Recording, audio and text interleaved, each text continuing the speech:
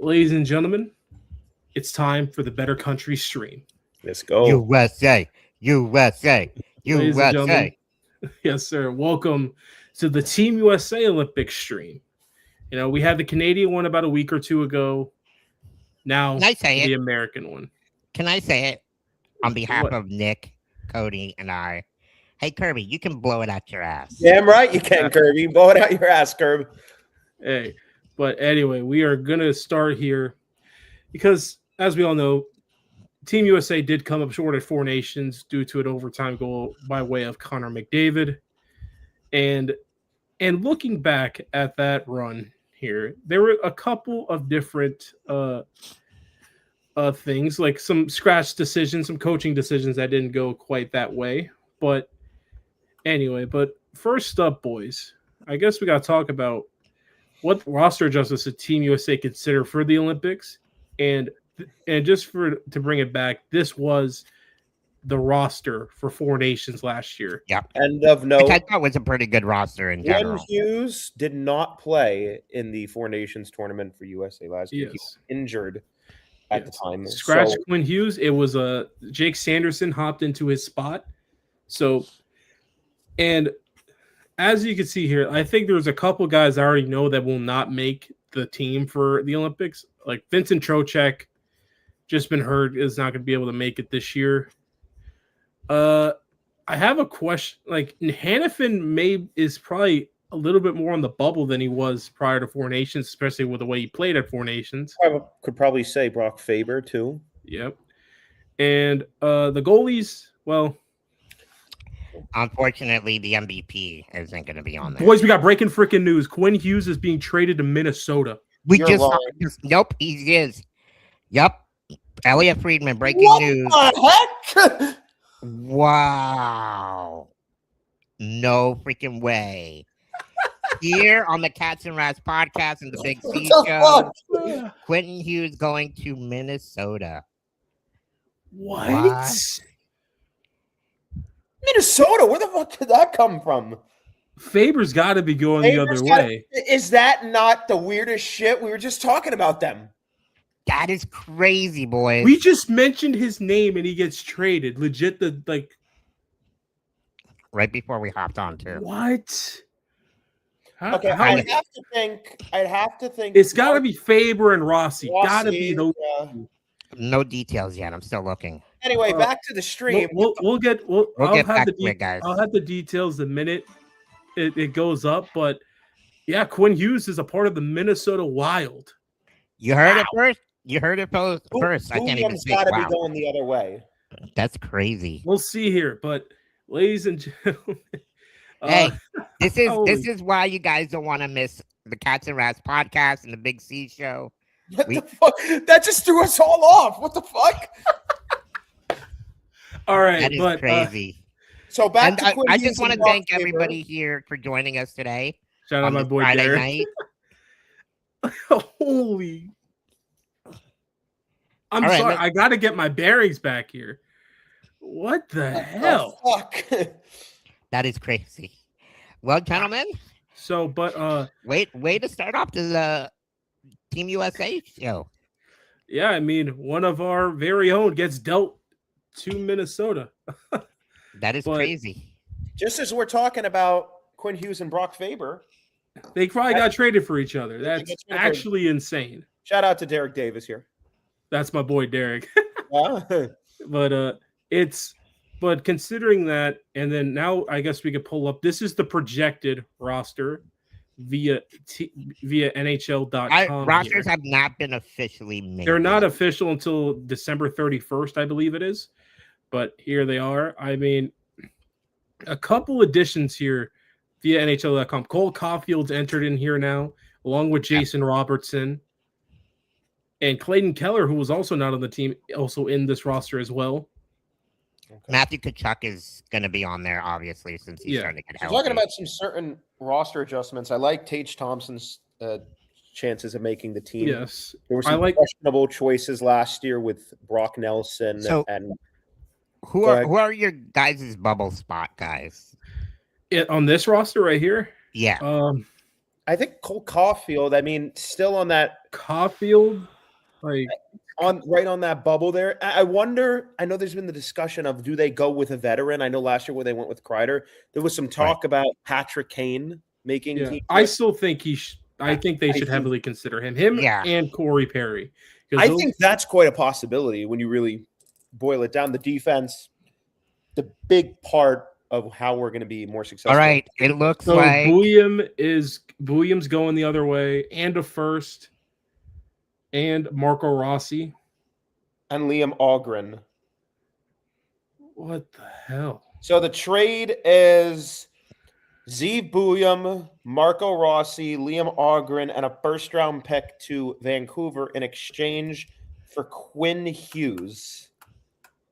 Wow, oh my gosh, huge. That changes a lot, especially in the West. And you get to keep Faber. And I mean, Buium becomes obsolete if you're getting Quinn Hughes, but damn. That is crazy, boys. But the bubble guys here on this roster right here, to me, JT Miller's definitely on the bubble now, especially the way he started out the year. Mm-hmm. After that, it's probably what? Robertson, maybe? Maybe. I mean, maybe Larkin, but Larkin probably played himself in the way he played in Four Nations. Pretty much set. I mean, there may be some discussions when it comes to a Cole Caulfield and a JT Miller. I think one of those two will probably be on the roster. I don't know about both. I really like the prospect of having a Patrick Kane there. I think that, I do obviously it's going to be a very although the style is going to be different, though. Another guy that another guy they should consider should be Corey Perry as well. He's having a really hot start to the year. Really hot start, clutch player, Olympic experience, and then you move to the defense corps here. The new Minnesota Wild defenseman, Quinn Hughes. We need to change that graphic. What the hell? I can't believe that just happened. So shocked. No, because no one mentioned Minnesota. It was always like New Jersey and maybe Detroit. No one mentioned Minnesota, but shout out Billy Guerin. But Faber, Hughes, Seth Jones, Charlie McAvoy, Brett Pesce, Jake Sanderson, Jacob Slavin, Zach Werenski. And I think based off this and the goalies, that's not going to change at all because I think those three have been solidified since last season as well. Ottinger and Swayman. But who do you think starts? Hellebuck. Now, I know Spencer Knight's having a phenomenal year. I just think it's probably a year too early for that. If you take a fourth goalie, he's going. But but Faber, Hughes, would you be surprised if he is on the roster other than any of these guys? If he's above Swayman, it wouldn't shock me. I mean, he has been outstanding this year, Spencer Knight. But one of the big things that I think really is going to separate this year from last year is the defense score. I mean, that was our biggest strength last year, and it got decimated with injuries. Charlie McAvoy had an injury, and then body injury that took him out of the tournament. Same thing with Quinn Hughes; he didn't even play in the tournament. So it was really a bunch of Adam Fox, Brock Faber, Zach Werenski, Jacob Slavin was outstanding the entire. But you saw some guys like Faber, Sanderson, Hannafin. They did not look good when they needed to play increased minutes. Sanderson actually had a big goal in that series. Brett Pesce, we'll see here. He's been hurt for the majority of the year now. But I'm sorry, I can't wrap my head around. I'm staring at Quinn Hughes right here, and it's just like, what the hell? It's crazy. So let's kind of go into the style of play because it's obviously not going to be as physical as it was in Four Nations. Does this have implication of what the rosters will look like coming up this year? It depends on what they want to do. Based off those projections, it seems like they want to be a bigger team because we just saw that defense score. I'll put it up again here. I think Seth Jones is an interesting name. I mean, when you take a look at Pesce's also another interesting name. I don't remember. Was he there last year? No. But one big omission to this Adam Fox. That's who I was thinking. Yeah. Like, there's no way you're taking Brett Pesce over Adam Fox, in my opinion. But it's just now, like, Werenski's you have like a couple big Norris candidates here on this defense core, and Canada may have the best defenseman in the world in Cale Makar, but the Team USA is probably all in all has a damn good defense core. But the thing is with them is, are they going to be able to withstand the speed through all the other countries? Because Team USA is not necessarily known for probably one of the slower teams going into the Olympics, because you have Sweden, who's a fast team. Canada, I mean, McDavid, McKinnon. Well, I think that really starts kind of up at the top, not when it comes to speed, but in terms of overall head-to-head matchup. Austin Matthews and guys like Jack Hughes just were not good enough last year. I know there's this discussion around Matthews and him being injured, but I really had being injured early this year for Toronto. Do you think you guys have a concern of that maybe creeping up during the Olympics? Not really, because I think he'll play through it. My concern is, if we need a goal, can he get us one? Because that was the difference at Four Nations. Austin Matthews had a tournament on the stick, nails the post. McDavid goes back the other way and scores. Really good too. So, but yeah, no, I agree with you, Cody. Yeah, we need to get more production on the offensive side from him. Yeah, and then down the middle for USA, it's up to Matthews and Eichel here. As our phones are just blowing up right now with this, but yeah, and I think that's where last year you missed a guy like Tage Thompson, who has that kind of game breaking ability. I mean, we noticed it during the tournament. Brock Nelson and Vincent Trocheck, although very good players in their own right, I mean, were not they didn't match what we needed, particularly when you look at Canada's forward depth. I just think we got put in a really bad position when Quinn Hughes went out, Charlie McAvoy went out, and then it's compounded by a couple of questionable choices with the Brock Nelsons, with Vincent Trochecks, as opposed in the gold medal championship. I know Kirby likes to be anal about how you say it. Guys like Kyle Connor and Tage Thompson should have been on the ice. They should have been in the lineup. And when you take away that ability, you make it a lot more difficult for yourself. And I am worried about the speed, particularly on the back end. I don't think Adam Fox stays home. I think he's going to be. He's got to be there. There's no way you're taking Brett Pesce over him. But I do think Seth Jones can make it over Brett Pesce. No, 100%. Because Jones is he's built up his stock. Stanley Cups has a lot of weight, especially when naming this tournament, which is why. But the thing is with me is just I want more veterans to go, because a lot of these guys that we just listed, had just shown on this list, have never been to the Olympics. Canada has some, Crosby, Marchand, Doughty, I'm pretty sure they're taking. They have those different guys, and USA won the World Championship or whatever, but the Olympics are a different ballgame. So I want them to. So then, do you think being in Four Nations, does that help them with this year, maybe that experience of I playing? think it fuels their hunger of losing, but the experience is different, because now you're not just saying Canada, Sweden, Finland in their NHL rosters. You're saying the best those countries have to offer. You're seeing guys that are probably from the SHL, KHL, wherever they could find them. And now it's a matter of can they get it done? Because in my opinion, anything less than a silver is a failure to me. And I was a lot higher on USA last year than I am this year. I think Canada, you take a look at the discussion they're having with Celebrini and Bedard, and I think it's going to be imperative that we need to really kind of match that skill. There was more skill out on the ice for Canada last year in that final game, and it showed. I mean, again, I'm not trying to diss on Brock Nelson and Vincent Trocheck here, but come on, man.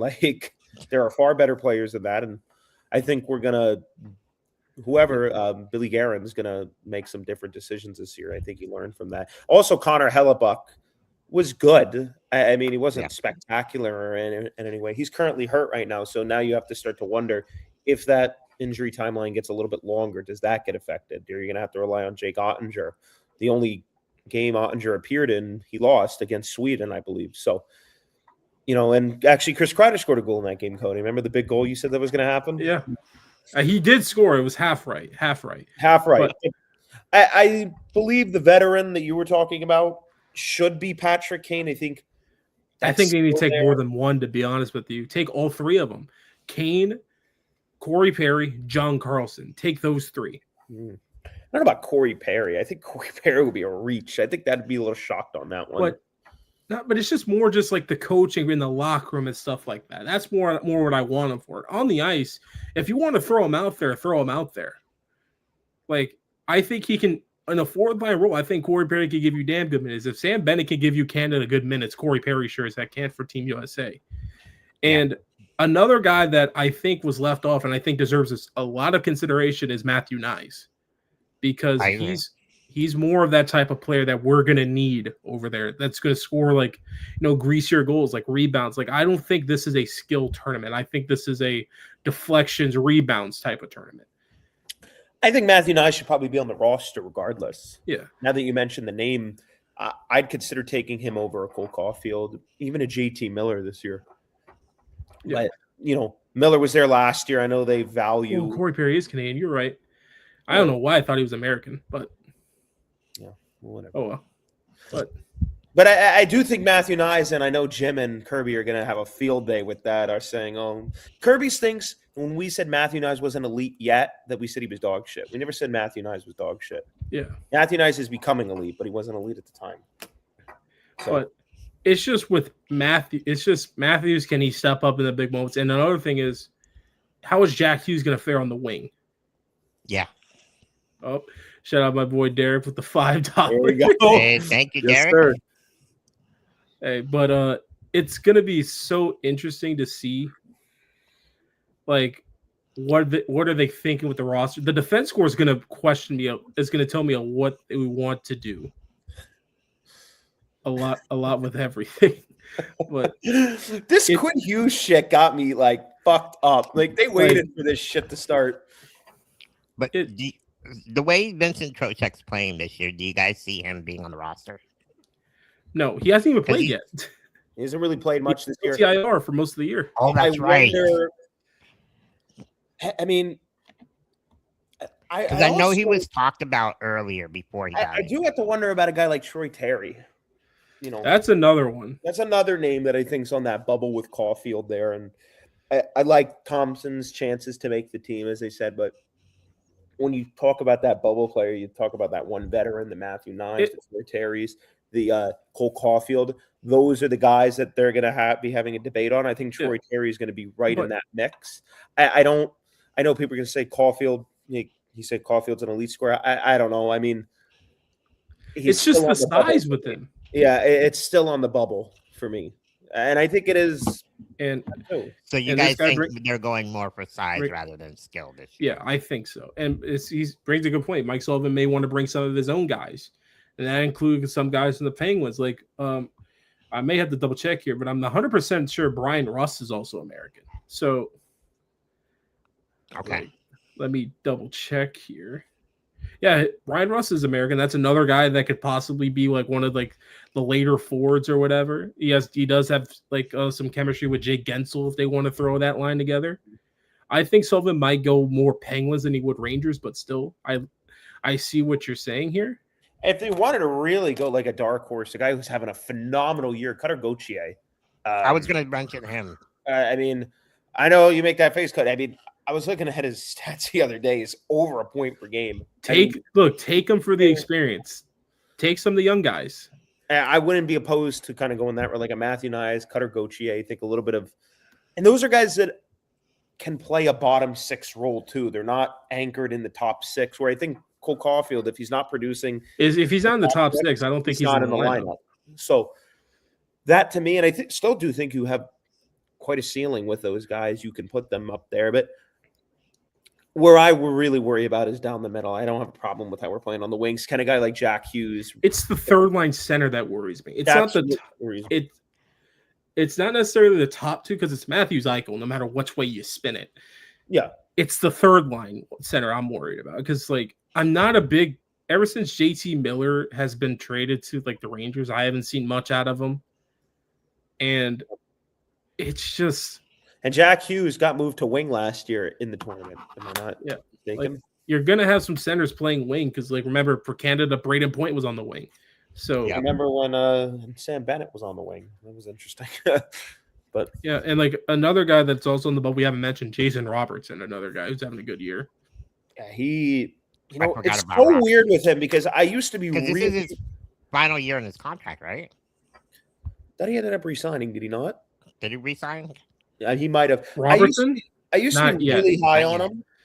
I used to be really high on him, and then he kind of had a little bit of a down year and a bad playoff or a mediocre playoff.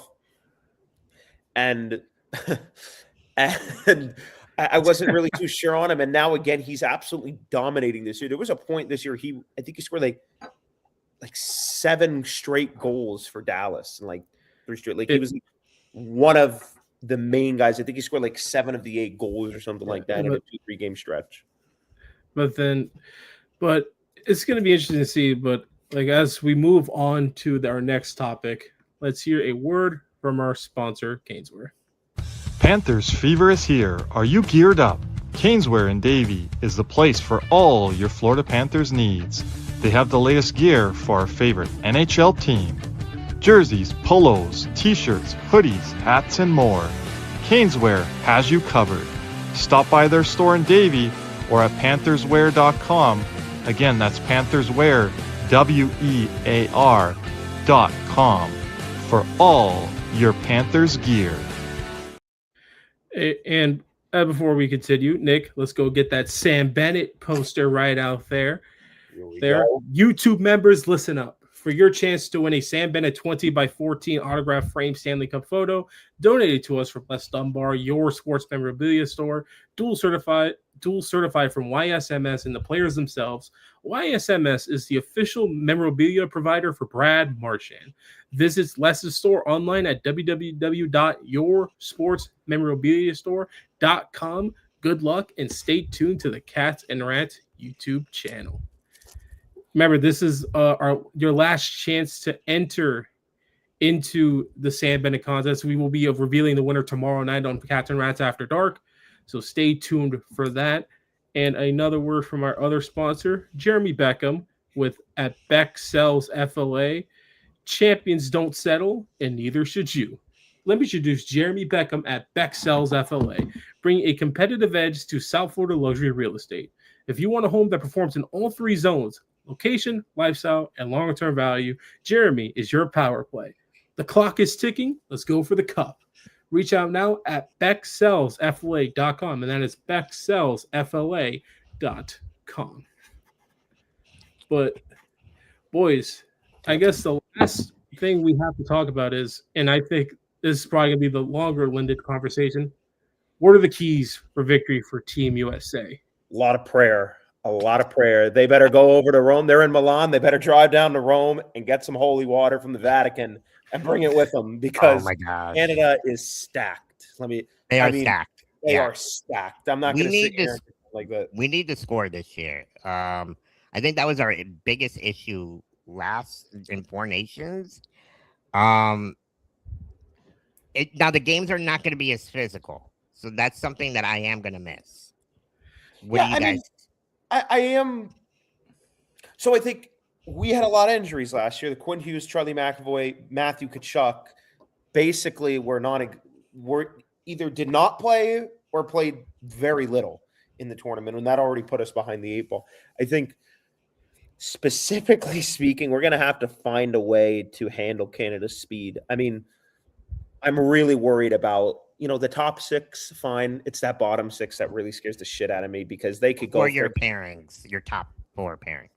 For the defense, I don't even know. I mean, do you put Hughes and Faber together now that they're together in Minnesota? I don't know if Faber. That's probably going to be the pairing now in Minnesota now. So, Jacob Slavin, you'd have to think is going to get those number 1 minutes. He's going to be playing against the other team's best. Charlie McAvoy, Adam Fox, if Adam Fox makes it.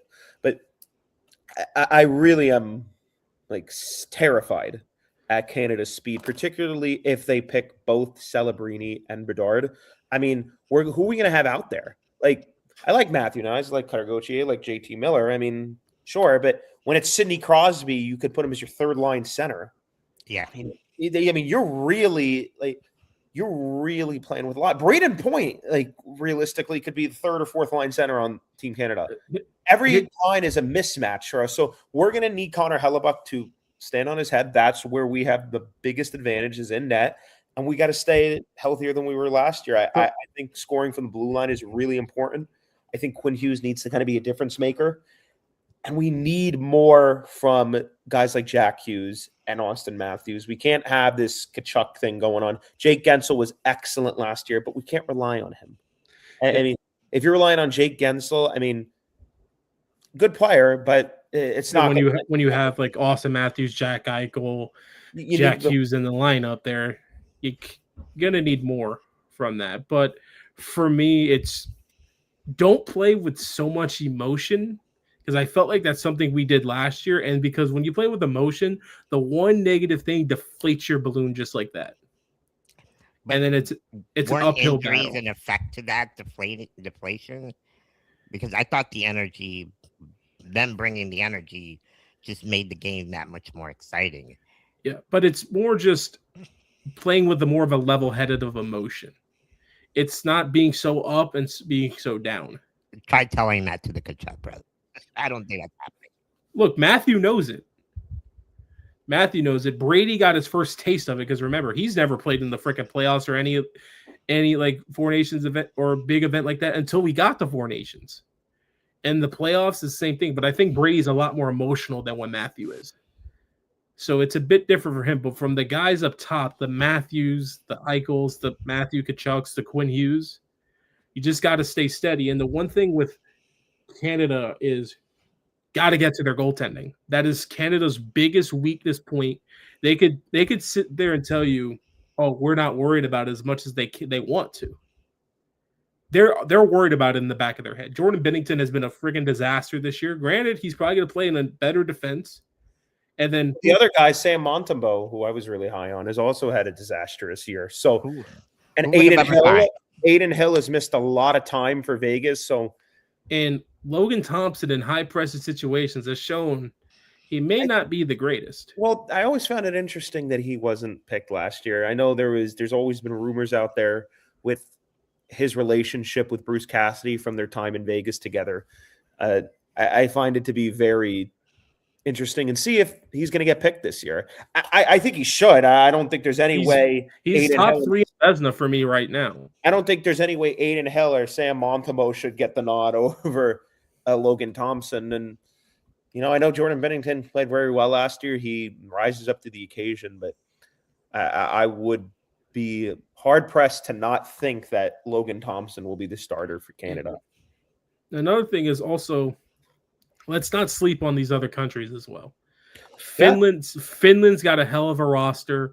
And I mean, they've gotten fucked in back-to-back years, though. Now Barkov this year, Heiskanen last year. I will say this. Sweden was really those were tough games that Sweden played. I mean, you'd go take a look at how Sweden played Canada. That was an overtime game. They had opportunities in that 3-on-3 overtime that Mitch Marner ended up winning it for Canada. That they could have won that game.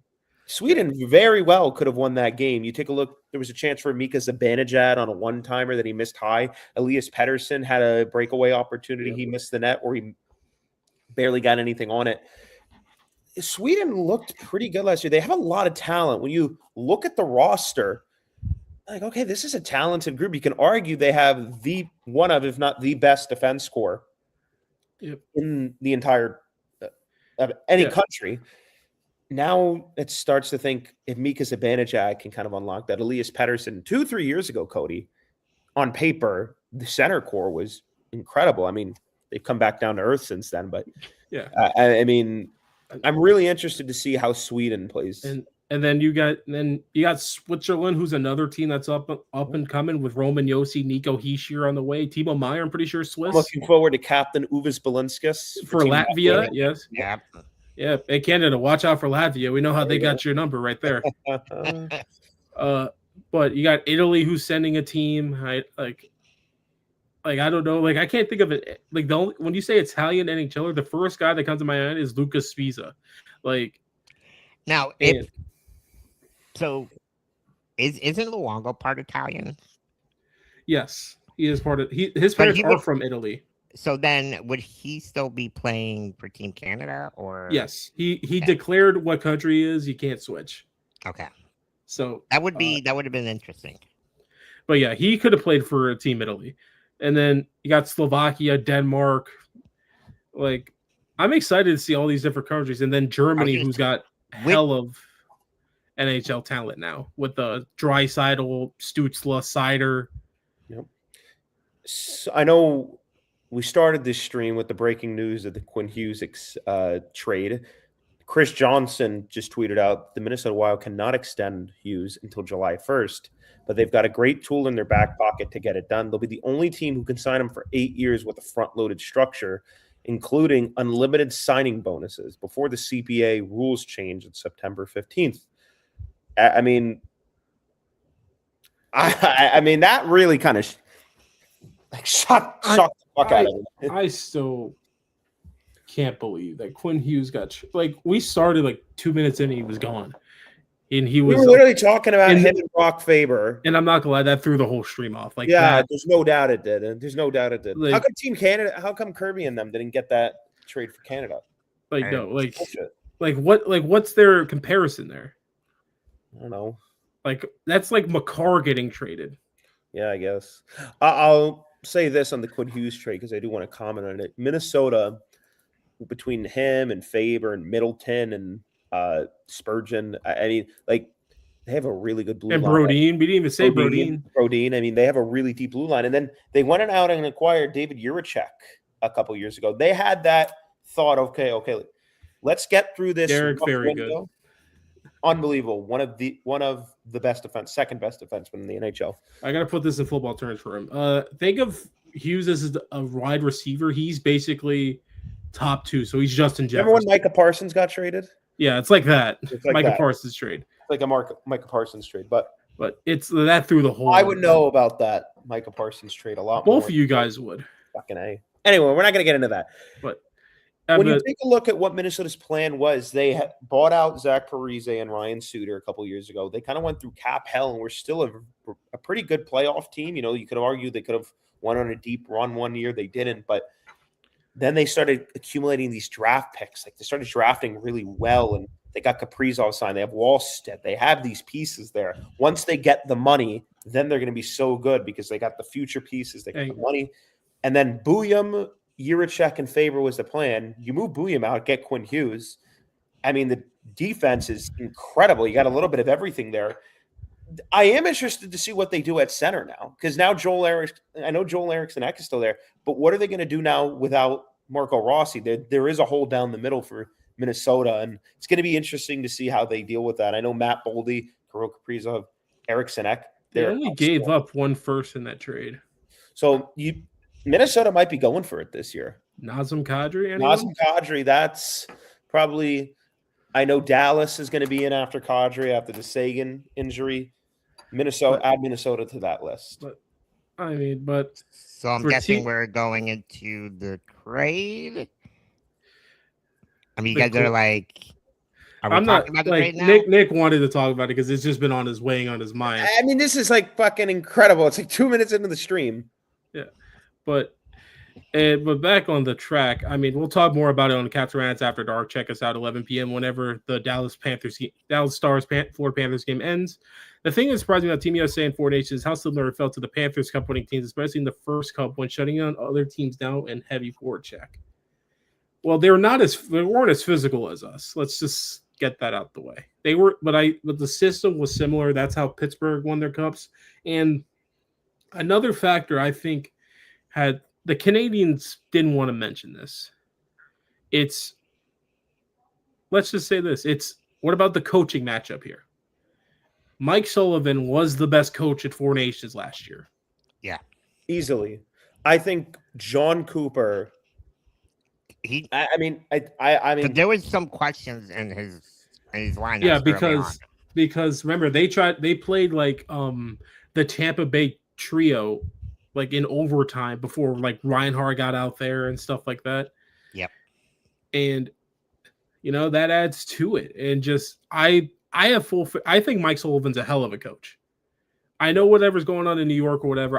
That doesn't change my opinion of him.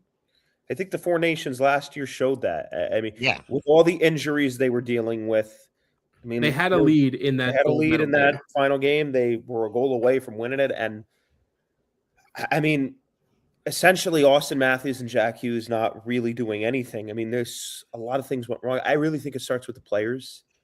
Genuinely, I don't think any of us would disagree that John Cooper, although he was bad, I wouldn't say bad. He wasn't up to par with Mike Sullivan. Nobody was as bad as the Sweden head coach for what the hell he was doing on the back end with that blue line. Yeah, we held Canada 3 goals in regulation across 2 games with that stack. Really good point. Canadian, like they played well. It's just for the difference was the Canadian top players stepped up.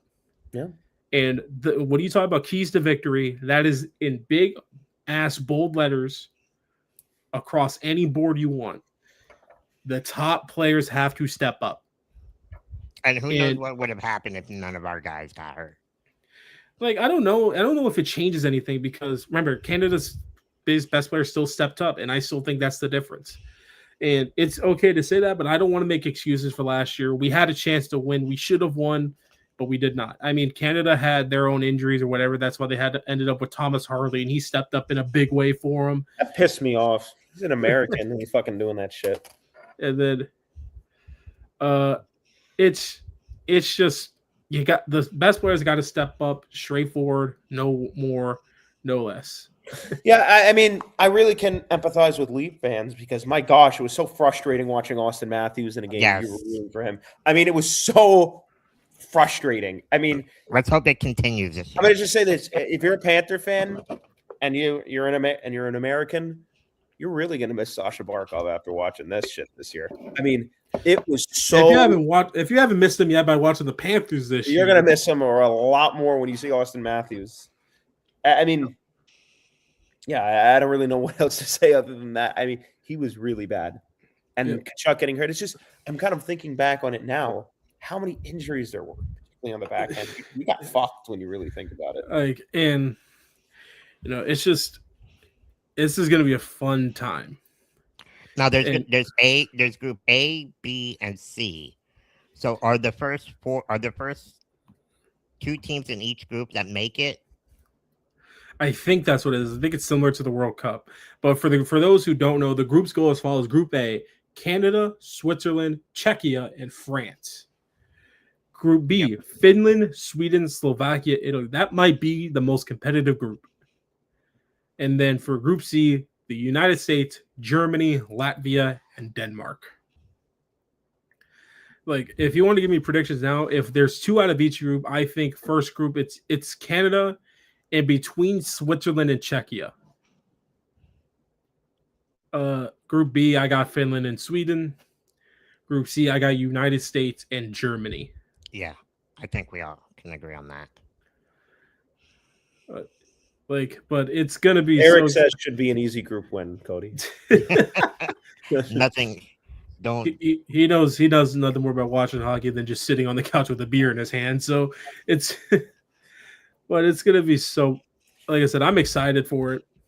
Yeah, if the rink even comes together, they better get this rink done. It's like it's getting done like 3 days before.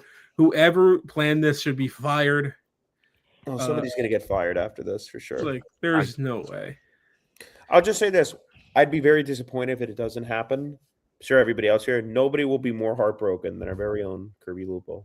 He would be absolutely devastated if this does not go through. So, for that reason alone, who's going to be more devastated, him or the Kachuk brothers? Oh, I don't know. Probably the Kachuk brothers because they actually play in this. We did not see the update. Was there an update today on the ring? I don't. Let me look. Like last time I checked, it was supposed to be done. I saw a picture of it. That shit does not look close, dude. Dude, it does not. I'm looking at the picture now. Dude, the roof isn't even on. Like, what the? Terrible. I mean, it's bad. Okay, yes, I did see the picture. It's not even close. It's not. It doesn't even look close to Dude. being done. Maybe they might make it an outdoors game, guys. The Olympic Classic. The Olympic. Fuck it, the Olympics at Lone Depot Park in Miami. Oh Lord. That's another way to sell. That is what they were saying, that there are other rinks in Europe they could use, but logistically, how would you make that work with the fans?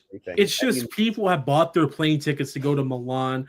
Like people have already bought the tickets. It's just it's going to be so tough. I think if it's not ready, Look, it's just they're not going to go through with it. Just put a tarp on that bitch and be on with it, right? I don't know. Hope it doesn't melt. I don't know. Fuck it. Put it in a parking lot. Give them roller skates. Boom. You know where they could do it? They could do it in Amber Bank Arena, guys. Oh Lord. Easy. You think they give us first access for season ticket holders? What? Nah. No. We'd be They give you guys a high five. Thanks for your support, guys. But we appreciate it, but they do Four Nations again if they can't. I logistically don't even see how that could work out. The headache. I mean, what the hell would you just? Derek says, do it in Ocala. Why the hell? What? Like, this is hockey, Derek. This isn't like freaking polo where all the. Why are we doing this in horse country? Do it in the villages. Oh Lord, that's a different type of problem. I don't know. It ain't the type of I'll ride my chair. He can get in a golf cart. We'll ride. Yeah, there you go. I guess they go about the same speed. No. Like no, we should tie Caesar's chair to the back of the golf cart and just see him just drive them. Yep. There we go. Oh I'll my be God. screaming like that piggy screams from out the window. Whee! Oh my gosh. But anyway, I mean, I'm not gonna lie, this stream really got thrown off by this. Yeah, it really did. We apologize, guys. Yeah. I think we did a good job today, gentlemen. Yeah. Yeah. Give us credit for the dudes just like kind of just bombshelling us 2 minutes in. So how about this? Do you guys want to come on and maybe when the rosters come out? Yeah, we'll do it again. We'll do it again. Yeah. How about this? Yeah, we'll do that for you guys. We should do a Canadian. Knowing that we're gonna get Nazem Kadri that day. So we should do it. We should do a Canadian sometime soon. We should do a Canadian versus USA debate. There you go. Cale Makar traded to the Florida Panthers. Aaron Ekblad and Gustav Forsling going back the other way. Due to return. Oh man. But anyway, we appreciate you guys for watching. Thank you Make guys. sure for both you channels. enter the contest. Yes, and if those of you that are on the BigCeaz channel, make sure you subscribe to the Cats and Rats podcast to enter the competition. And if you're not subscribed to the BigCeaz channel, I don't know what you're doing. Go ahead and subscribe. He's got a bunch of great content out there. And but once again, thank you to everyone who joined us. Shout out to our sponsors, Canes Wear, Jeremy Beckham, and Les Dunbar, your sports memorabilia store. We say for myself, BigCeaz, and Nick, we say thank you. And as always, let's go USA. Let's go.